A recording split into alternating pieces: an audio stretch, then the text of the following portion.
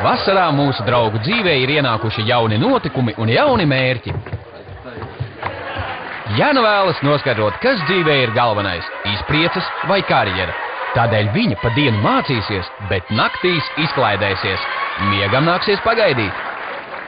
Olga spēr soli tuvāk savam sapnim – Pulicera prēmijai.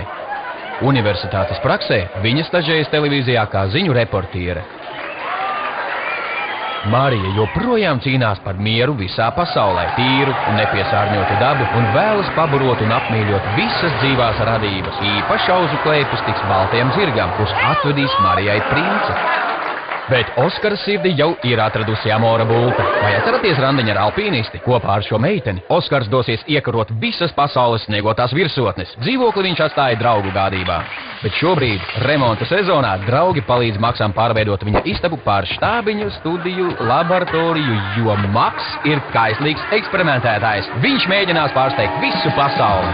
Būs par ko parunāt.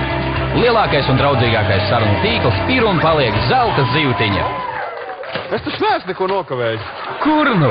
Jautrība tikai sākas. Aleksa darba listē ir 1 miljons, iepazīšanās ar dažām aktuālām skaistulēm un auto, uz kuru atskatīsies pilnīgi visi.